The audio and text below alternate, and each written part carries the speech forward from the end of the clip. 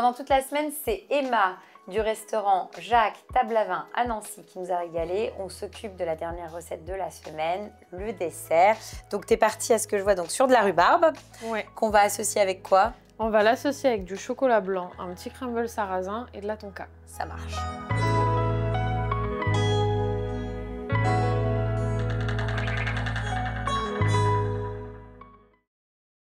Donc là, Emma, tu as commencé, donc tu as pris de la rhubarbe, on a enlevé et on l'a épluché, voilà. Etc.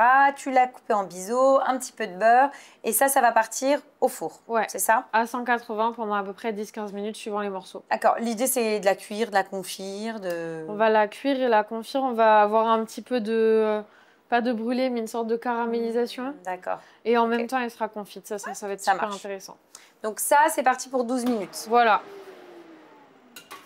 Le temps pour nous de préparer le reste de la recette. C'est ça. Donc là, on va se lancer sur le curd. Oui, ok.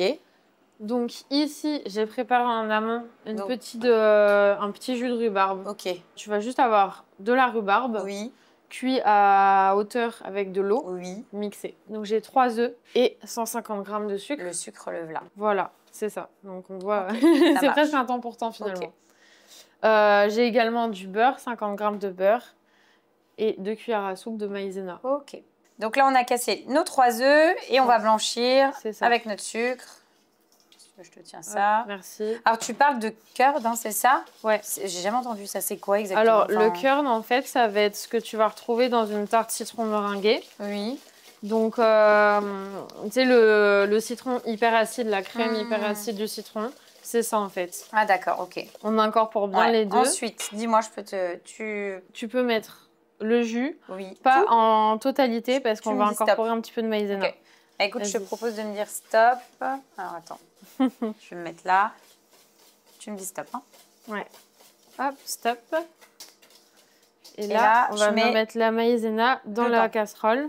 D'accord, et tu vas fouetter? Ouais. Je te mets tout? Vas-y. Voilà. Hop, et du coup, je vais incorporer le reste. D'accord, tiens, je te tiens ça. Merci. Dans ma préparation. Okay. On va venir la chauffer. Ok. Un petit peu comme une crème anglaise, en fait, là? Oui, c'est un petit peu ça.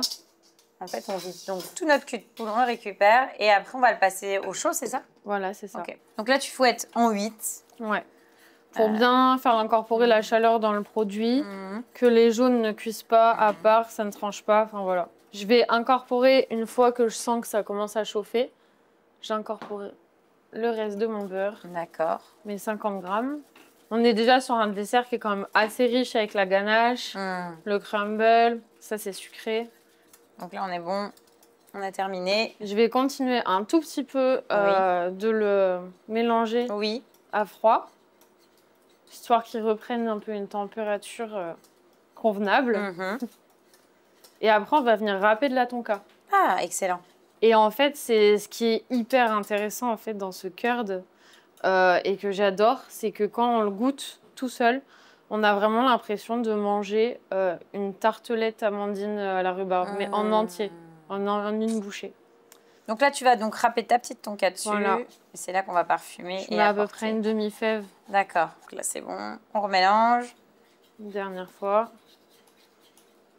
Et alors là, du coup, il faut la laisser refroidir. Oui. L'idée, c'est quand même de mettre dans une boîte assez grande, histoire que ça refroidisse au plus vite, finalement. D'accord. Donc voilà ce que ça donne après 12 minutes de cuisson. Ce que tu me disais, hein, on a le côté un peu rôti de la rhubarbe. Donc là, on le réserve. On va le manger chaud ou froid? On va le manger un peu tiède. D'accord, ok. Donc on réserve et puis nous, on va s'occuper de notre crumble. Voilà. Ici, j'ai 50 g de sucre de canne, 60 g de beurre et 100 g de sarrasin. Voilà. L'idée, c'est vraiment de bien mélanger notre beurre avec nos produits secs. Tu es partie sur du sarrasin, pourquoi? Pour changer, toujours sur la même réflexion du sans gluten, sans lactose. Ah oui. J'essaie, alors je le fais pas tout le temps parce que c'est compliqué, mais j'essaie quand même d'avoir des items dans ma cuisine où à peu près tout le monde est capable de manger au final. Et là, après, on va le cuire combien de temps? À combien? 180, 10-15 minutes. Ouais, ça marche. J'aime bien rajouter un peu de sel. D'accord. J'adore mettre un petit peu de sel dans les desserts. Donc, on le passe en four et pendant ce temps, on monte notre ganache. Voilà, c'est ça. Donc là, on va monter notre ganache chocolat blanc que tu as déjà préparé. Tu t'as mis quoi? C'est quoi les pesées de cette ganache-là? Alors ici, on a 5 grammes de chocolat blanc. D'accord, donc que tu as fait fondre. C'est ça. Ok. J'ai 50 grammes de crème qui ont été fondues en même temps que le chocolat blanc. Ça marche. Et 90 grammes de crème froide qui est intégrée une fois que le chocolat blanc est fondu. Ok. Intégrée à la spatule pour ne pas rajouter d'air, pour pouvoir plus facilement la monter derrière. D'accord. Donc tu la prépares, après tu la réserves, tu attends qu'elle refroidisse, etc. Et là, l'idée c'est de la monter comme une chantilly. Oui, à peu près, c'est ça.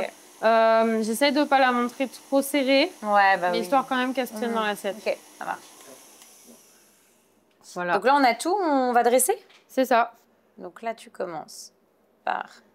Ma ganache, mes petits points. D'accord. Enfin, petit. C'est tout.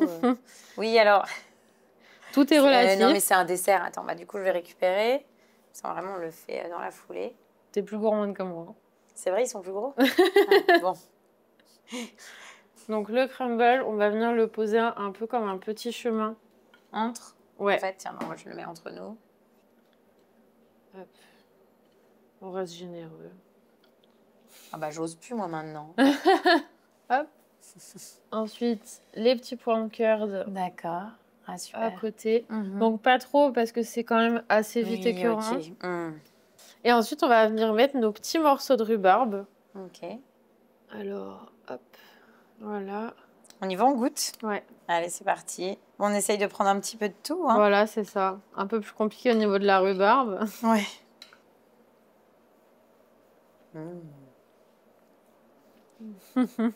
Ah, c'est top. Bon, moi, j'aime bien les desserts de toute façon à la base. Mais c'est vrai que c'est sympa. Le sarrasin, comme tu le disais, il est vraiment là, parce que souvent les crumbles sont là pour apporter de la texture. Mais on reste dans la gourmandise. Là, il est gourmand, mais il permet d'atténuer, un peu de calmer le jeu, en fait. Voilà, c'est ça. Mais c'est très, très bon. Et puis, ta petite...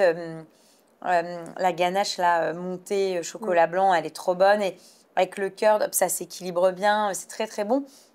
Surtout que la rhubarbe...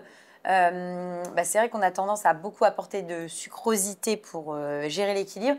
Et là, le fait d'avoir aussi un apport avec du sarrasin, d'autres choses, tu vois, c'est vraiment très, très intéressant et c'est une belle recette, quoi. Top.